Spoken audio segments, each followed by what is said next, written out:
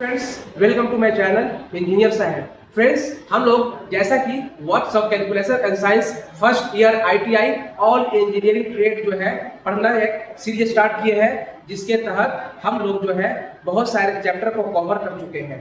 तो इस works of calculation and science first year all engineering ITI trades इसके तहत हम लोग जो है आज एक नया चैप्टर जिसका नाम है वर्क पावर एंड एनर्जी, इस चैप्टर को हम लोग आज कवर करेंगे। ये चैप्टर काफी बहुत ही महत्वपूर्ण और बहुत ही सिंपल चैप्टर है, जहां से क्वेश्चन हर साल हमेशा मिनिमम 2 क्वेश्चन या 1 क्वेश्चन पूछे ही जाते हैं। तो इस चैप्टर के तहत हम लोग फर्स्ट ऑफ ऑल वर्क के बारे में डिस्कस करेंगे, कि वर्क का डेफिनेशन जानेंगे, वर्क का फॉर्मूला जानेंगे कि कैसे हम फॉर्मूला किसी न्यूमेरिकल को सोल्व करेंगे। उसके बाद हम लोग वर्क के यूनिट के बारे में डिस्कस करेंगे। फिर जो है हम वर्क के बारे में जो है इसका जो है कैसे अप्लाई होता है किसी भी एक रियल इशू पर, रियल प्रॉब्लम पर कैसे इसको हम लोग अप्लाई करते हैं। वर्क का जो है डिस्कशन करने के बाद हम लोग जो है नेक्स्ट एनर्जी के बारे में डिस्कस करेंगे। इसके तहत हम लोग जानेंगे कि एनर्जी का जो है डेफिनेशन क्या होता है, व्हाट इज एनर्जी, एनर्जी का यूनिट क्या होता है, एनर्जी कितने टाइप के होते हैं। एनर्जी के टाइप के तहत हम लोग मेन रूप से काइनेटिक एनर्जी और पोटेंशियल एनर्जी पर हम लोग फोकस करेंगे। काइनेटिक एनर्जी क्या है और पोटेंशियल एनर्जी क्या है, और इसके जो है डिफरेंट पैरामीटर जैसा कि डेफिनेशन, फॉर्मूला, टाइप्स और जो है इसका एप्लीकेशन, और सबसे महत्वपूर्ण इस पे बेस्ड जो है न्यूमेरिकल्स, कैसे हम लोग किसी भी क्वेश्चन को काइनेटिक एनर्जी जो प्रॉब्लम जो आते हैं, जो पोटेंशियल एनर्जी के जो क्वेश्चंस आते हैं, उसको हम लोग कैसे सॉल्व करेंगे, कैसे हैंडल करेंगे।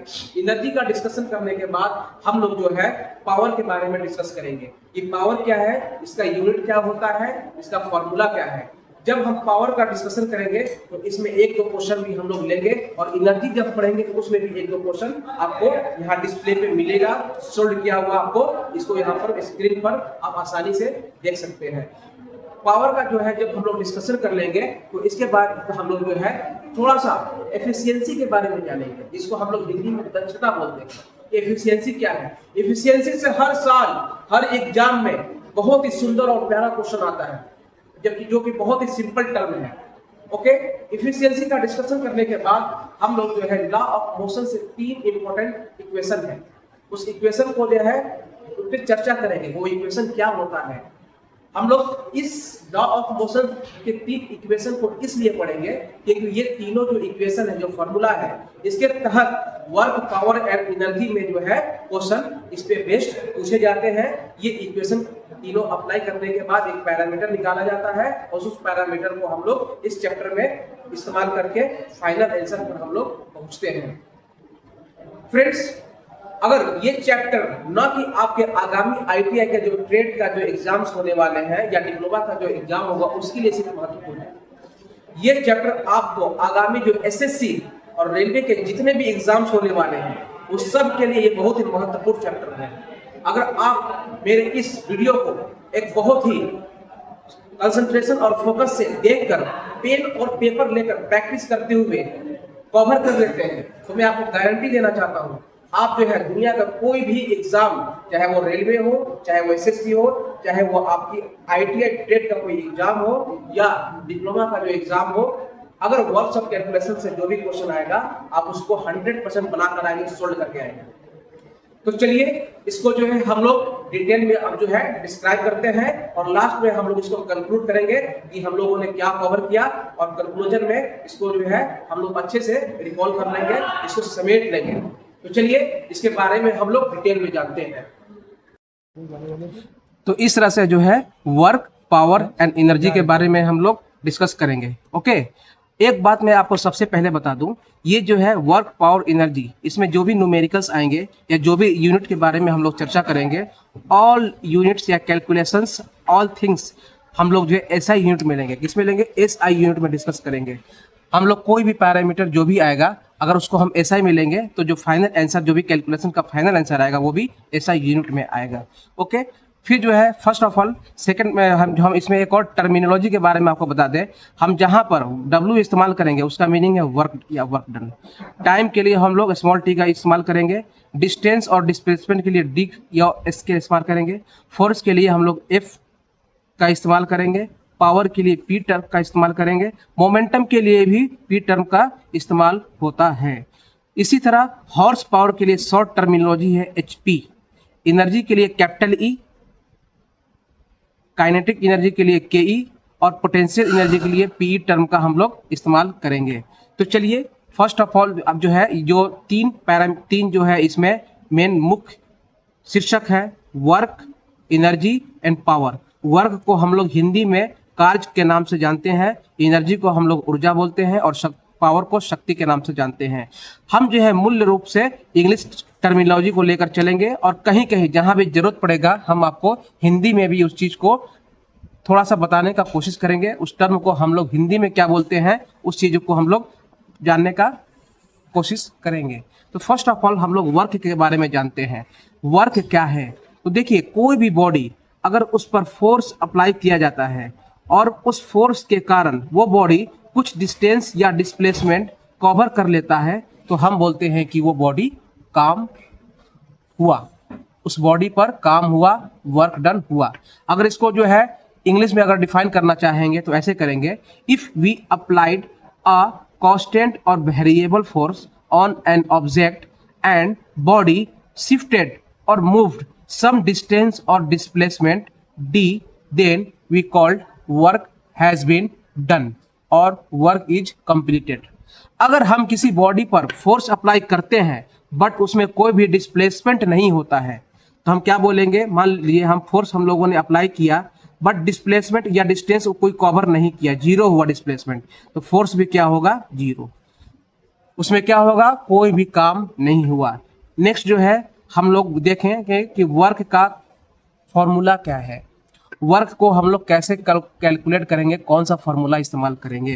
तो देखिए सिंपल है, वर्क निकालने के लिए आपको जो फोर्स अप्लाई होता है और जो डिस्प्लेसमेंट कवर होता है दोनों को हम लोग मल्टीप्लाई कर देते हैं तो हमको वर्क मिल जाता है। तो वर्क बराबर क्या हो गया? फोर्स इनटू डिस्टेंस और डिस्प्लेसमेंट। तो वर्क का क्या फॉर्मूला हो गया? FD। देखिए एक क्लासिकल फिजिक्स में आप जो है अगर इसको कंपेटिटिव लेवल देखेंगे इसको या फिजिक्स के अपर लेवल पे तो वर्क जो है डॉट प्रोडक्ट होता है।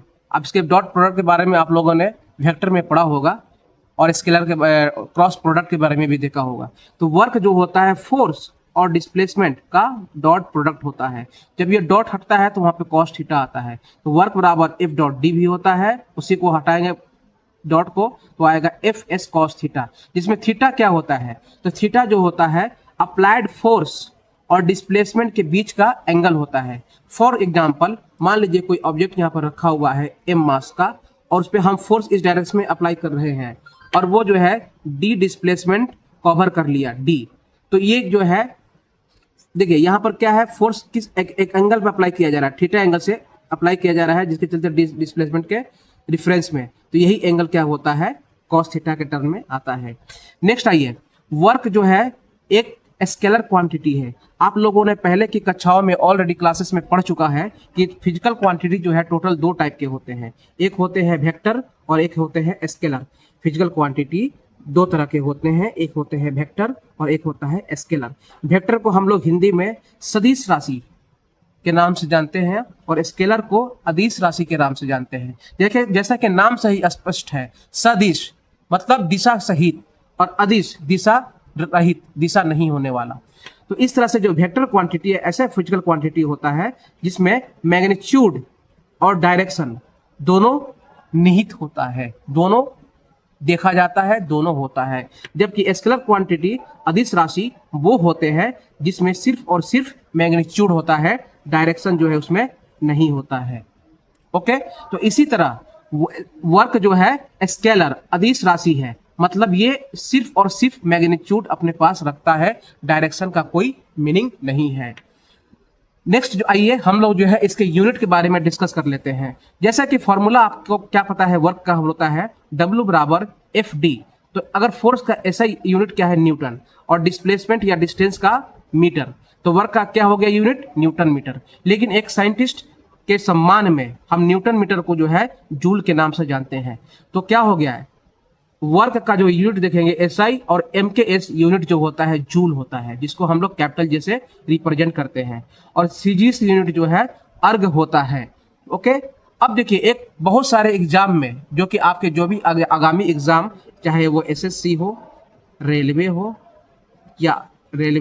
आईटीआई हो या डिप्लोमा हो, ये जितने भी आगामी एग्जाम होने वाले हैं, एक क्वेश्चन बहुत ही रिपीटेड फॉर्म से पूछा जाता है। रिपीटेड फॉर्म में आपको देखने को मिलेगा 1 जूल और अर्ग में रिलेशन डायरेक्ट पूछा जाता है। 1 joule is equivalent to, option में रहेगा जहां पर 10⁻7 अर्ग, ये आपको टिक करना होता है।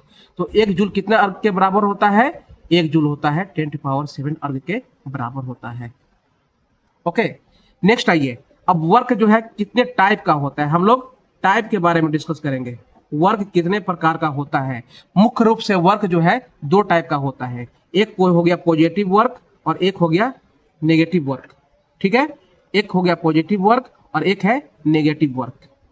अब पॉजिटिव वर्क किसको बोलेंगे, नेगेटिव वर्क किसको बोलेंगे, बहुत ही सिंपल है।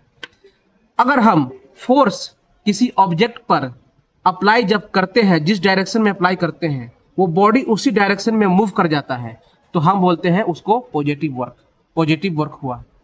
बट अगर हम किसी बॉडी पर फोर्स लगाते हैं एफ, बट उसका जो डिस्प्लेसमेंट है अपोजिट डायरेक्शन में हो, मतलब जिस डायरेक्शन में फोर्स लगा रहे हैं उसका डिस्प्लेसमेंट उसी डायरेक्शन में ना होके दूसरे अपोजिट डायरेक्शन में हो जाए, तब हम बोलते हैं उसको नेगेटिव वर्क या नेगेटिव वर्क हुआ। वर्क का एक बहुत ही स्पेशल फॉर्मूला भी है जो कि पावर के टर्म में होता है। वर्क जो होता है पावर और टाइम का मल्टीप्लिकेशन होता है। मतलब वर्क निकालने के लिए अगर क्वेश्चन में पावर दिया है और टाइम दिया है, उसको गुणा कर देंगे हम पावर को टाइम से, तो हमको क्या मिल जाएगा, वर्क मिल जाएगा। ये भी बहुत ही इंपॉर्टेंट फॉर्मूला है, आप इसको याद रखिएगा। ये उससे आया है, P बराबर W/T टर्म से आया हुआ है। ओके, यहाँ पर W बराबर PT मैं लिखा हूँ, P का मीनिंग है पावर और T का मीनिंग है टाइम। आप लोग 11th क्लास में डायमेंशन फॉर्मूला के बारे में सुना होगा। ये भी बहुत सारे एग्जाम्स में बहुत रिपीटेड फॉर्म में पूछा जाता है। वर्क का जो डायमेंशन होता है आप इसको याद ही कर लीजिए, ml²T-2। ये निकालने का एक तरीका होता है, आपको मैं कभी ना कहीं आपको ये देखने को आसानी से मिल जाएगा ये फॉर्मूला। इसको आप डायरेक्ट याद कर लीजिए। डायमेंशन जो वर्क या एनर्जी या काइनेटिक एनर्जी, ये कुछ भी पूछ लिए, एनर्जी के टर्म जो जिस भी क्वांटिटी का ऐसा यूनिट जूल होता है उसका जो डायमेंशन होता है ml²T-2। तो इस तरह से जो है हम वर्क के बारे में ऑल पैरामीटर डिस्कस कर लिए हैं। बस इसका डेफिनेशन क्या है, इसका फार्मूला क्या है, इसका यूनिट क्या है, और एसआई और सीजीएस यूनिट में क्या रिलेशन है, वर्क कितने टाइप का होता है, और पावर के टर्म में इसका क्या फार्मूला है। इतना अगर आप कवर कर लेते हैं, समझ लेते हैं, तो आप जो है वर्क का सारे क्वेश्चन सोल्व कर लेंगे। एग्जाम में चाहे वो थियोरेटिकल क्वेश्चन आए या न्यूमेरिकल क्वेश्चन आए, उसको आसानी से आप सही कर आएंगे, मार्क्स पूरे पक्के लेकर आएंगे। ओके, नेक्स्ट आइए हम लोग एनर्जी के बारे में डिस्कस करते हैं। एनर्जी को हम लोग ऊर्जा के हिंदी में जो है ऊर्जा के नाम से जानते हैं। एनर्जी क्या है, सिंपल वर्ड में कार्य करने की क्षमता। जैसे मैं बोलता हूं कि सर मैं ये जो है काम आसानी से कर सकता हूं, मेरा ये कैपेबिलिटी है, तो this is called capability. This capability जो है कैपेबिलिटी है, इसी कैपेबिलिटी को हम लोग बोलते हैं एनर्जी। अगर इसको इंग्लिश में डिफाइन करें, the capacity of doing work is called energy. Okay, अगर हिंदी में बोले तो कार्य करने की क्षमता को हम लोग एनर्जी या ऊर्जा के नाम से जानते हैं। इसका ऐसा यूनिट जो है वही जो यूनिट होता है जो वर्क का होता है, इसका ऐसा यूनिट जूल होता है। और एक बहुत ही इंपॉर्टेंट यूनिट है जिसको नाम हम बोलते हैं हम लोग इलेक्ट्रॉन वोल्ट, EV से हम लोग रिप्रेजेंट करते हैं। तो एक क्वेश्चन बहुत बार बार डायरेक्ट पूछा जाता है हर एग्जाम में कि 1 इलेक्ट्रॉन वोल्ट कितने जूल के बराबर होता है। तो अब इसको जो है एक मेथड के थ्रू लाया गया है, आप इसको डायरेक्ट याद रखेंगे, मैंने भी डायरेक्ट याद किया है। और अगर आप इसको कैलकुलेट करेंगे तो काफ़ी आपका टाइम वेस्ट होगा और आंसर गलत आने का भी चांस रहता है। तो उस समस्या से बचने के लिए हम इसको क्या करेंगे, डायरेक्ट याद कर लेंगे। 1 इलेक्ट्रॉन वोल्ट जो है 1.6 × 10⁻19 जूल के बराबर होता है। चलिए नेक्स्ट जो है, वैसे तो एनर्जी के हम टाइप्स के बारे में डिस्कस करेंगे। एनर्जी तो बहुत सारे टाइप्स का होता है, जैसे chemical energy, electrical energy, sound energy, heat energy, nuclear energy. लेकिन इस चैप्टर में मुख्य रूप से दो टाइप के बारे में हम लोग डिस्कस करेंगे, जिसका नाम है काइनेटिक एनर्जी और पोटेंशियल एनर्जी। काइनेटिक एनर्जी को हम लोग हिंदी में गतिज ऊर्जा के नाम से जानते हैं, गतिज ऊर्जा, और पोटेंशियल एनर्जी को अस्थितिज ऊर्जा के नाम से जाना जाता है।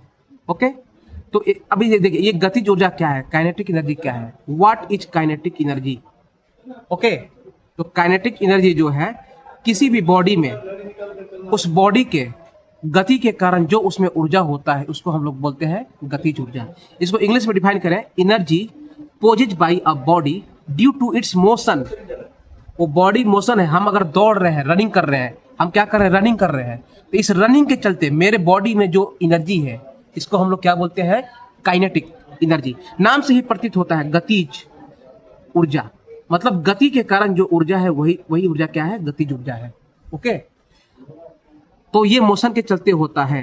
गति जो है निकालने का सर फॉर्मूला क्या है, कैसे हम निकालेंगे, तो ध्यान से देखिएगा। अगर कोई बॉडी m है मास का और v वेलोसिटी से वो गति कर रहा है, तो गतिज ऊर्जा निकालने का फॉर्मूला है हाफ mv², जिसमें m क्या है, मास ऑफ द बॉडी जिसका निकालना है, और v क्या है, वेलोसिटी ऑफ द बॉडी। वो बॉडी जितना वेलोसिटी से मूव कर रहा है उसका स्क्वायर से गुना कर देंगे, तो काइनेटिक एनर्जी क्या हो गया, हाफ mv²। ओके, एक और है फॉर्मूला गतिज ऊर्जा का, p²/2m, मतलब पावर का स्क्वायर अगर उसको हम डिवाइड कर देंगे 2 इंटू मास से, तो उससे भी हमको निकल जाता है। यहाँ पर p क्या है, यहाँ पर ध्यान दीजिएगा, p जो होता है मोमेंटम है, मोमेंटम का क्या फॉर्मूला होता है, mv होता है, ये याद रखिएगा। इस पे बेस्ड जो है क्वेश्चन, इनफाइनाइट क्वेश्चन आपको देखने को मिलेंगे। बोलेगा कि किसी वस्तु का काइनेटिक एनर्जी इतना कोई वैल्यू दे देगा, मास दे देगा, तो पोटेंशियल मोमेंटम डायरेक्ट पूछ देगा, या बोलेगा कि मोमेंटम अगर 2 टाइम्स हो जाए तो काइनेटिक एनर्जी कितना टाइम्स होगा। इसके बेस्ट सारे क्वेश्चन, बहुत सारे क्वेश्चन आपको मिलेंगे, हम क्वेश्चन आपको कराएंगे भी, बहुत सारे क्वेश्चन जो है आपको हम इस पे बेस्ट 2-3 क्वेश्चन कराएंगे। एक वर्क पावर एनर्जी का एक क्वेश्चन सीरीज हम आपको देंगे एक वीडियो के माध्यम से, जिसमें हम most important 15 question, VVI 50 question जो है वहाँ पर डिस्कस करेंगे, उसको जो है हम लोग एक्सप्लेन करेंगे, और वहां पर देखेंगे सारे फॉर्मूला कैसे हम लोग अप्लाई कर रहे हैं। चलिए नेक्स्ट जो है हम लोग देखेंगे पोटेंशियल एनर्जी, दूसरा टाइप है पोटेंशियल एनर्जी। पोटेंशियल एनर्जी को हम लोग नाम स्थितिज ऊर्जा के नाम से जानते हैं। देखिए नाम से ही स्पष्ट हो रहा है क्या, स्थितिज, मतलब उसके स्थिति के कारण, पोजीशन के कारण जो ऊर्जा होता है उसको बोला जाता है स्थितिज ऊर्जा।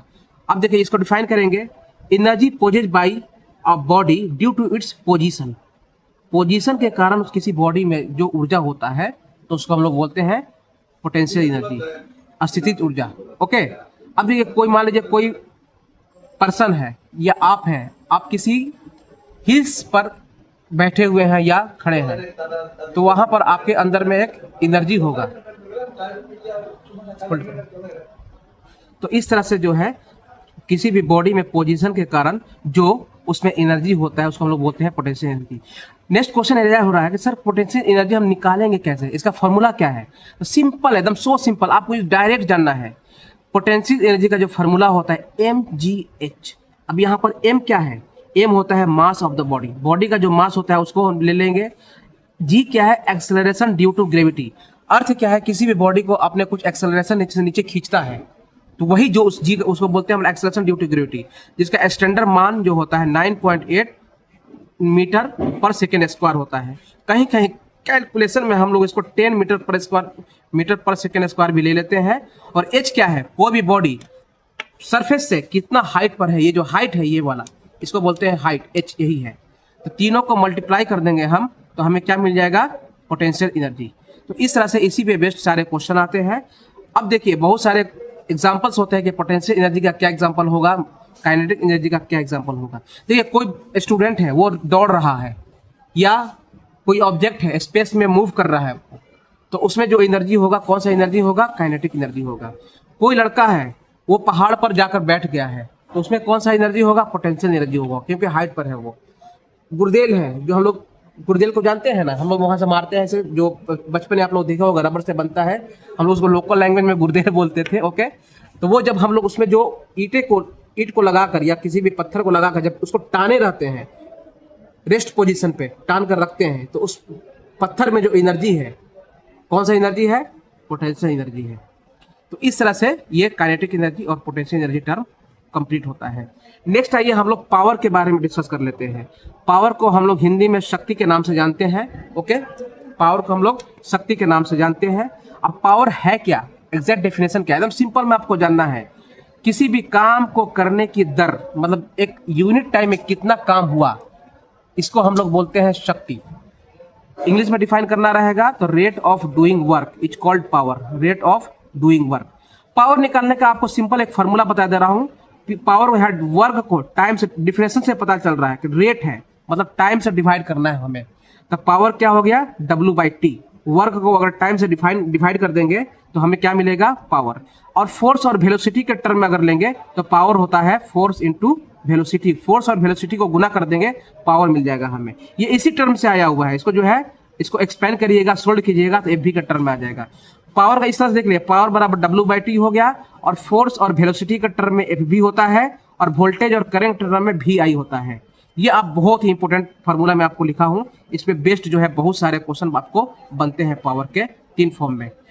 वर्क और टाइम के टर्म में W/T होगा, फोर्स और वेलोसिटी के टर्म में FV होगा, वोल्टेज और करंट के टर्म में VI होगा। ओके, इसको आप आसानी से याद कर लीजिए, प्रैक्टिस कर लीजिए। आपको ये याद होना ही चाहिए, तभी आप क्वेश्चन डायरेक्ट बना पाएंगे। अदरवाइज क्वेश्चन जो है बहुत ही 1 लाइन 2 लाइन का होने के बावजूद आप उसको बनाने से वंचित हो जाएंगे, आपको जो है नंबर जो है नुकसान होगा वहां पर मार्क्स का।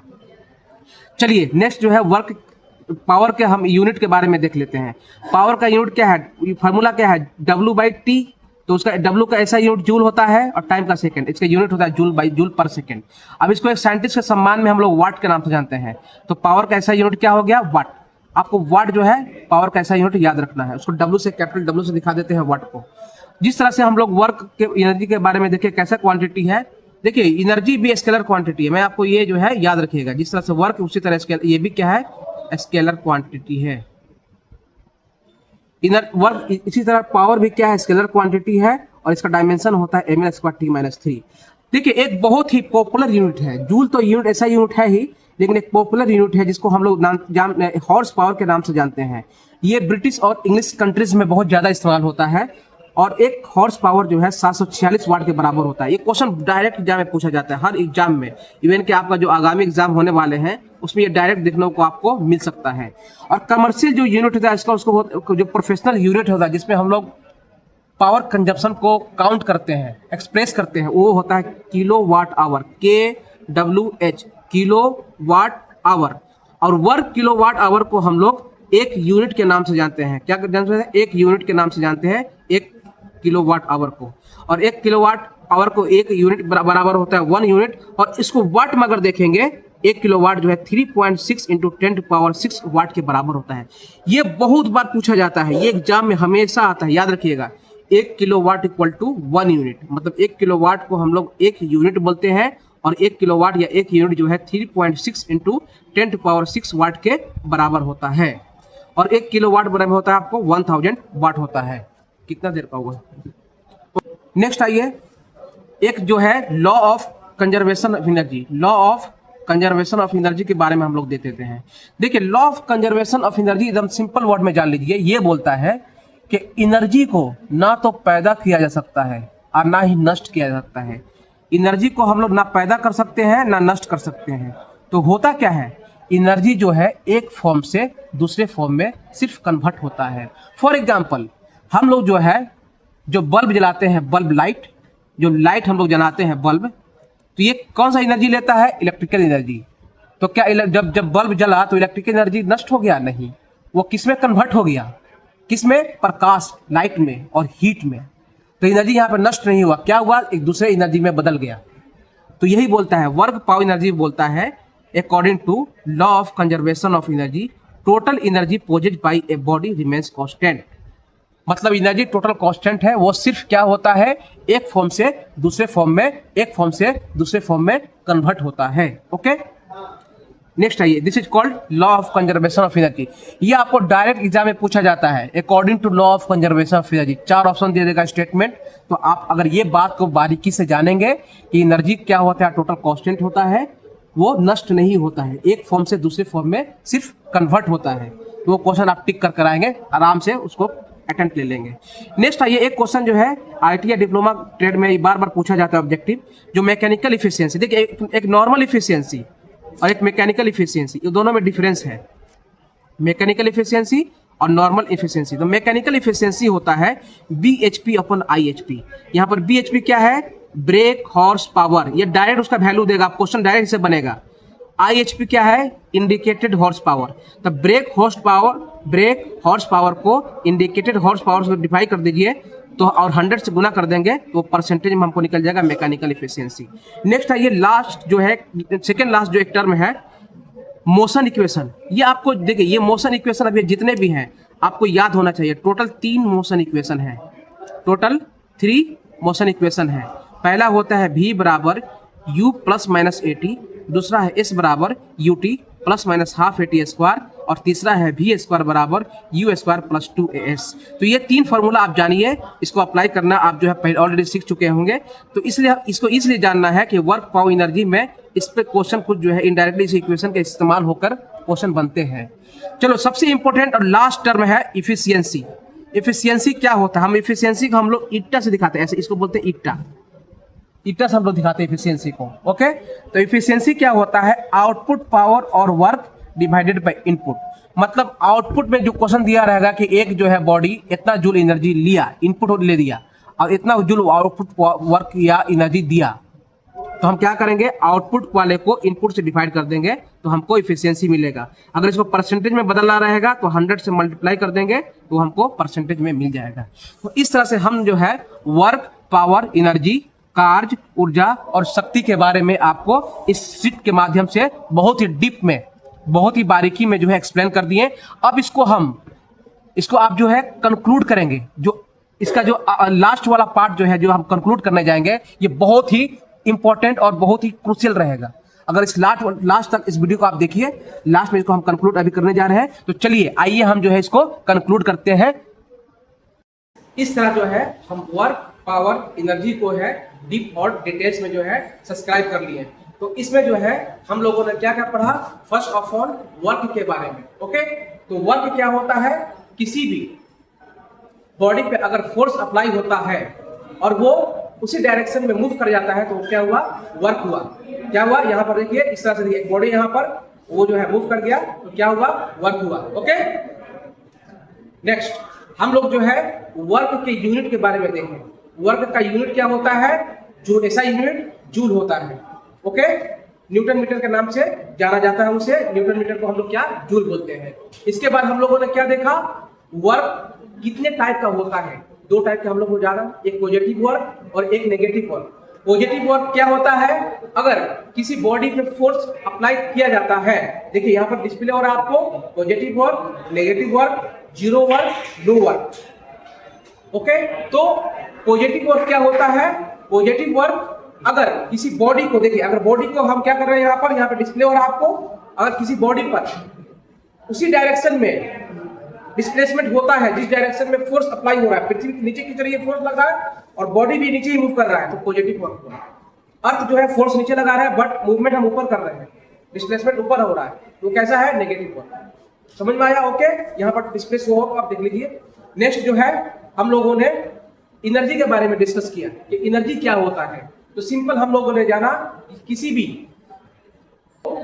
एनर्जी के बारे में हमने जाना, energy simple capability of doing work है, और डिफरेंट टाइप के एनर्जी होते हैं कैपेबिलिटी ऑफ डूइंग वर्क। यहाँ देखिए यहाँ शो हो रहा है, और डिफरेंट टाइप के एनर्जी होते हैं, chemical energy, nuclear energy, potential energy, kinetic energy, और कौन सा होगा, इलेक्ट्रिकल एनर्जी, और आपको जो हीट एनर्जी, ये सब क्या है, एनर्जी के फॉर्म है। बट हम लोग क्या करेंगे, मेन रूप से हम लोग एनर्जी को हम लोग जो यहाँ पर स्टडी किए, काइनेटिक एनर्जी और पोटेंशियल एनर्जी। यहाँ पर देखिए काइनेटिक एनर्जी का यहाँ पर एग्जांपल दिया हुआ है, पोटेंशियल एनर्जी का दिया हुआ है, तो हम लोग इसके बारे में चर्चा किए। काइनेटिक एनर्जी के बारे में क्या डिफिनेशन क्या है, उसके बारे में हम लोग डिस्कस करते हैं आगे देखिए क्या होता है। हम लोगों ने काइनेटिक एनर्जी के बारे में ये जाना कि काइनेटिक एनर्जी जो है किसी भी बॉडी में उसके मोशन के चलते जो एनर्जी है वो काइनेटिक एनर्जी है। Energy due to motion of any object is called kinetic energy, और इसको निकालने का फॉर्मूला हमने क्या बताया, हाफ mv स्क्वायर, जिसमें m क्या है, बॉडी का मास है, और v बॉडी का वेलोसिटी है। नेक्स्ट जो हम लोग काइनेटिक एनर्जी का जो फॉर्मूला हमने देख लिया और इसका यूनिट भी वही यूनिट होता है जो वर्क या एनर्जी का होता है, ऐसा यूनिट जूल होता है और डायमेंशन होता है ml²T-2। नेक्स्ट हम लोगों ने एक बात आपको मैं यहाँ बताता चलूं, एक बॉडी अगर लीनियर मोशन में है काइनेटिक हाफ mv² हो गया।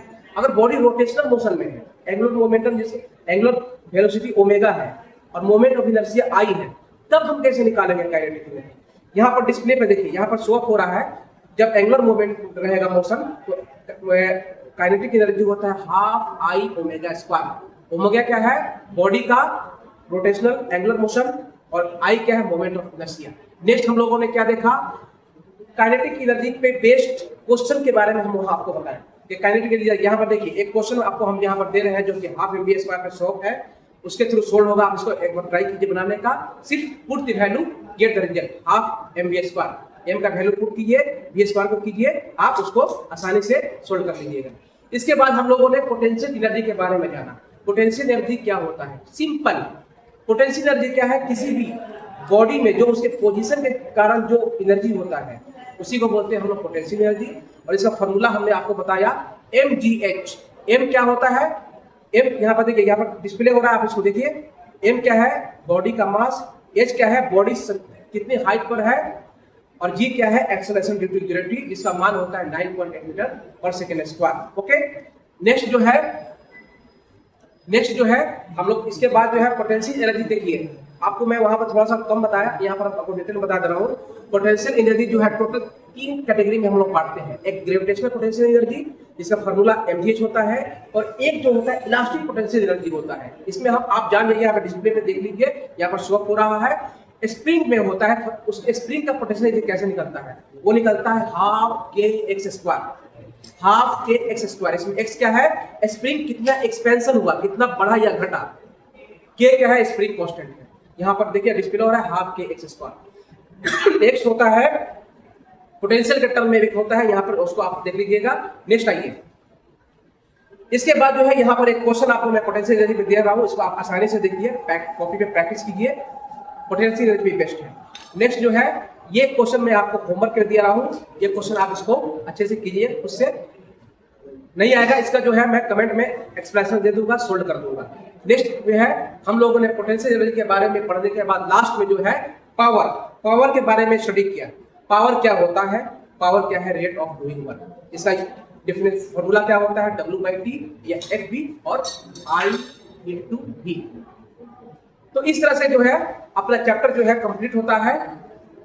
मोशन के बारे में हम लोगों ने थोड़ा देखा। मोशन में 3 इक्वेशन के बारे में हमने जाना। V बराबर U plus minus AT, S बराबर UT प्लस हाफ AT² और V² बराबर U² प्लस माइनस 2AS। 3 जाना। और जो है इफिशियंसी के बारे में हमने जाना। इफिशियंसी जो है आउटपुट अपॉन इनपुट होता है। इस तरह से ये जो है वीडियो हमारा वर्क पावर एनर्जी कंप्लीट होता है। अगर आप मेरे इस वीडियो को प्रॉपर तरीके से देख लेते हैं, पेन और कॉपी लेकर प्रैक्टिस कर लेते हैं, मैं आपको गारंटी दे रहा हूँ, चाहे वो रेलवे, SSC या आपका आगामी जो ITI या डिप्लोमा एग्जाम होने वाले हैं, इससे डायरेक्ट थ्योरेटिकल क्वेश्चन और डायरेक्ट फार्मूला न्यूमेरिकल वाले जो क्वेश्चन है डायरेक्ट इसी फार्मूला पर बेस्ट क्वेश्चन आएंगे। काइनेटिक एनर्जी और मोमेंटम से जो रिलेशन है, काइनेटिक एनर्जी बराबर p²/2m, इसको आप अच्छे से रिवीजन कर लीजिएगा।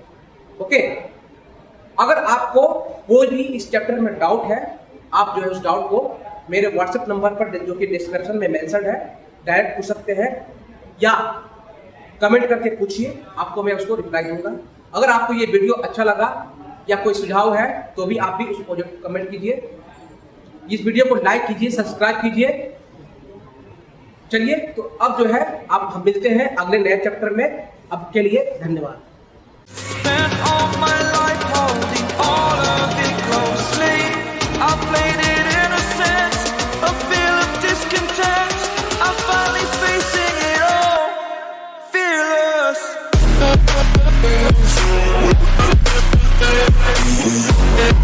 Fearless.